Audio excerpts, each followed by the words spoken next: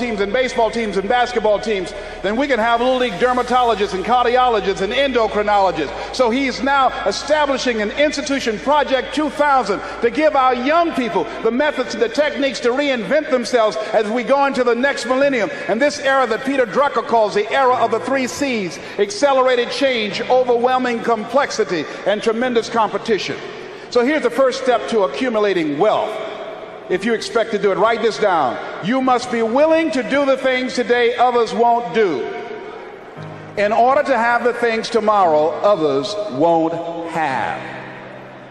That's why the book of life said the road to life is straight and narrow, and few there be that find it, because few there be that are willing to do the things today others won't do, in order to have the things tomorrow others won't have. What are the things that others won't do? Number one, make discipline a major force in your life.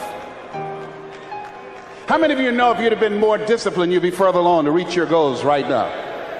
Socrates said the undisciplined life is an insane life.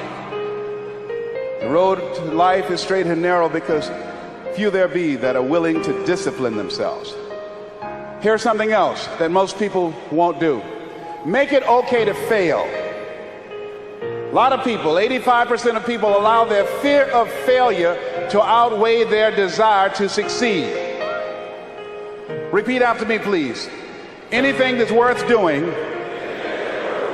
is worth doing badly. Yeah, see, anything is worth doing right, as we have been taught, if you know how to do it. But if you don't know how to do it, it's worth doing badly until you get it right. Now write this down. You don't have to be great to get started, but you have to get started to be great. The first time I stood up to speak, I stood up and my mind sat down.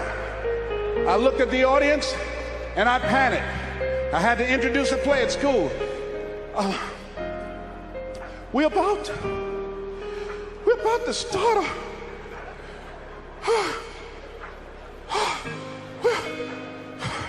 ran off, Mr. Washington. Mr. Brown, where are you going? Mr. Washington, I can't think, sir. I don't know. Did you rehearse? Yes, sir, I did. Well, what's wrong? Why did you say your lines? I don't know, sir. I got up there and I looked at him and everything left me. Let me do it another day, please, sir. No, go back out there, Mr. Brown. Mr. Washington, I'll mess up, please, sir. Don't send me out there now. I'll mess up. Mr. Brown, if you run now, you will always be running. Anything that's worth doing is worth doing badly until you get it right. Why are you moving like that? I got to go to the bathroom, sir. Mr. Brown, go back out there. Yes, sir.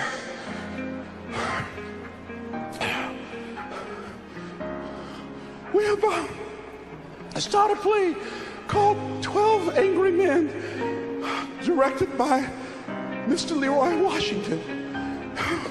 And I ran off. The next day, hey, Alfalfa! Hey, Les Brown, how are you? They dogged me out. They talked about me so bad. The next time another event came up, Mr. Washington, Mr. Brown, you're up. I said, no, Mr. Washington. Everybody says, no, not him. I said, they're right, Mr. Washington, not me. He said, Mr. Brown, you are up. Yes, sir. And I went out, and pretty soon, when people laughed at me, it didn't bother me. They would throw paper, and I could catch it without losing my concentration. And then one day, I came out, and a hush went across the audience, because it must have been something about me that indicated that I'd come to myself. And Mr. Washington had been practicing with me to give a presentation. And I looked at the audience and I said, I choose not to be a common man. It's my right to be uncommon if I can. I seek opportunity, not security. I do not wish to be a kept citizen, humbled and dull by having the state look after me. I want to take the calculated risk, to dream and to build, to fail and to succeed. I refuse to live from hand to mouth. I prefer the challenges of life to the guaranteed existence, the thrill of fulfillment to the stale calm of utopia. I will never cower before any master, nor bend to any threat. It's my heritage to stand erect, proud and unafraid, to face the world boldly and say, this I have done. Girl stood up and said, that's my boyfriend, honey. I like me some Les Brown, baby. But I didn't start off like that. You have something special. You have talents and abilities in you that you don't even know. So how do we begin to create wealth? Let me give you some ideas. Number one, write this down, knowledge. What knowledge that you have in this economy, part of what we need, that people are willing to pay you for that.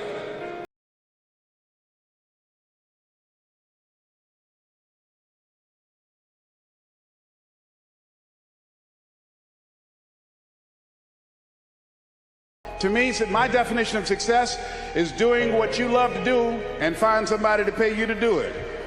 You want to master your talent. Find out what it is that you love to do. I love to talk. Scripture is another key that says to us of what we need to do to begin to develop ourselves. Luke 12:34, where your treasure is, there will your heart be also. So what do you love to do? And then explore ways in which you can earn a living doing that. Cooking, writing, painting, working with numbers, working with people. The other thing is, not only must you have knowledge, talent, some skill, but the other thing that's important, faith to act on whatever your dream is. See, if you don't believe in yourself, how many people you know that have a lot of talent, a lot of abilities, but they don't believe in themselves? Raise your hands. See, that faith is very important. So the faith to act on those dreams, those desires. Here's scripture that I like very much. Proverbs 16th chapter, 3rd verse. Commit thy works unto the Lord, and thy thoughts shall be established. Commit means to carry into action deliberately. Commit means to make it happen no matter what. Commitment. There's a difference between next time you have bacon and eggs. The chicken was involved. The pig was committed. He had to give it all up. That's going to take a minute to sink in. No, all right? See, when you make the commitment, I'm going to become wealthy. When you make it important, when you decide I'm going to do it no matter what, life changes for you. See, most people don't keep their commitments to their commitments. That's why they lead lives of poverty, lives of misery, lives of unhappiness. Socrates said the uncommitted life isn't worth living. So part of what you must do, whatever commitment, whatever covenant you make with God while you're here, to go back to be a better father, to go back to make a difference in the community, to go back to change your life, to decide not to ever to use drugs or alcohol again, to decide that you're going to begin to recreate yourself, that you're going to be reborn to a new state of consciousness. Whatever commitment that you make, keep your commitment to your commitment. No matter what. If it's hard, then do it hard. But keep your commitment to your commitment.